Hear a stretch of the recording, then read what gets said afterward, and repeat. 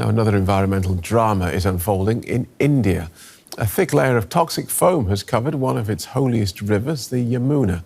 Authorities in Delhi blame heavy sewage and industrial waste that was discharged into the river last week. The foam hasn't deterred some worshippers who have continued to bathe despite the danger. Toxic foam choking a holy river. For these Hindu devotees, it's a danger they can't avoid, as they mark the Chhat Puja festival dedicated to the sun. The water is dirty, but we don't have many options. It's a ritual to take a bath in a body of water during Chhat Puja. I hope the government pays attention to the cleaning of the Yamuna. Authorities have blamed sewage and industrial waste discharged upstream recently for the foam's arrival. At the Okhla Barrage, the water comes from the states of Uttar Pradesh and Haryana.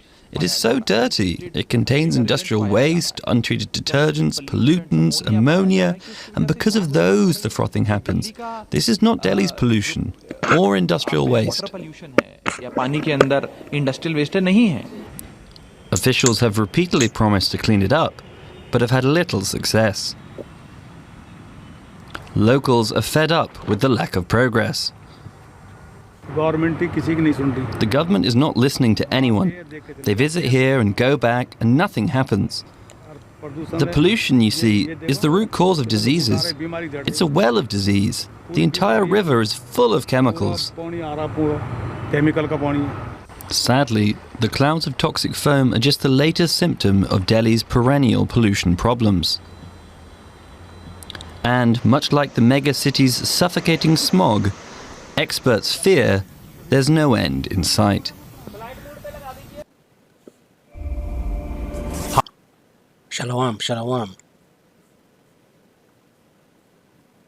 Kala Layam, Yahawah, Yahawah, Bahasham, Yawashi, Bahasham, Qadash.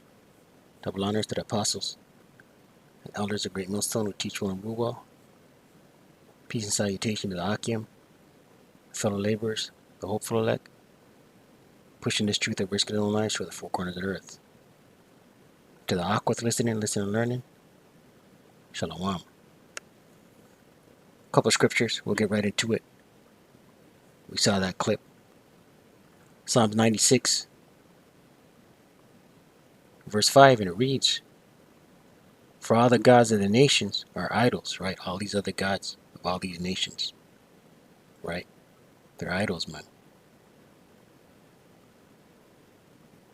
But Yahawah, Bahasham Yawashi, made the heavens, right? The Most High Yahweh Bahasham Yawashi made the heavens, right?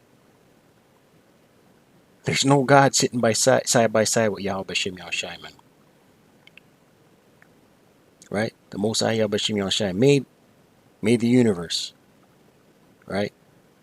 These heathen ways will close out. Jeremiah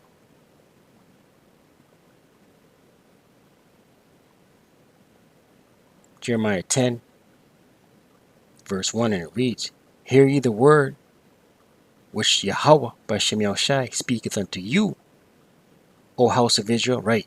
You Israelites. Israel being a people before a place. You so-called indigenous, you so-called Latino, you so-called Negro, right? Who the Most High Yahweh Bahasham Yawashi made a covenant by sacrifice, man. Matter of fact, let's get that. Leviticus 26.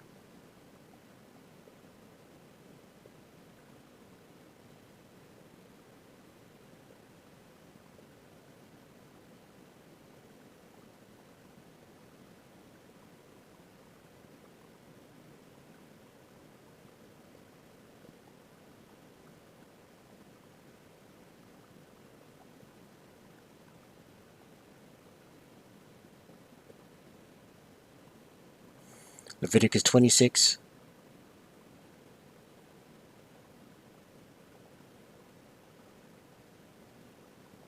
verse 45, and it reads, "But I will for their sakes remember the covenant of their ancestors, whom I brought forth out of the land of Egypt, in the sight of the heathen, right, you Israelites, that I might be their power.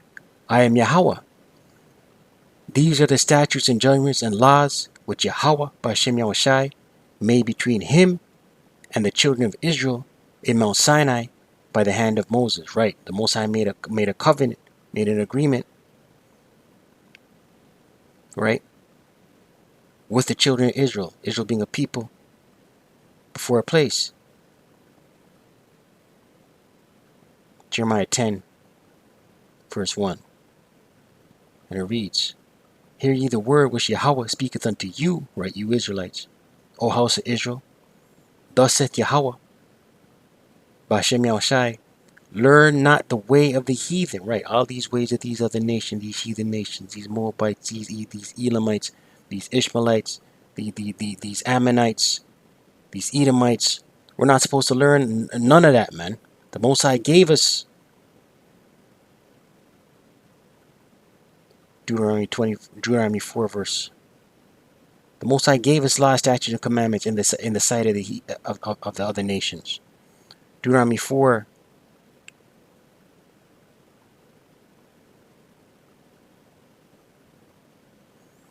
Deuteronomy 4 verse 5. Behold, I have taught you, right, you Israelites, Israel being a people before a place, I have taught you statutes and judgments, even as Yahawah, my power, commanded me, that ye should do so in the land whither ye go to possess. Here's the point. Keep therefore and do them. Keep therefore and do what? These law, statutes, and commandments. For this is your wisdom and your understanding in the sight of the nations, right? All these other nations. Once upon a time, before Yasharallah fell, all these other nations saw our wisdom and our understanding, right? Which shall hear all these statutes and say, surely this great nation is wise. Salak, surely this great nation is a wise and understanding people. For what nation is there so great who hath Yahawah so nigh unto them, as Yahawah, our power is in all things that we call upon him for?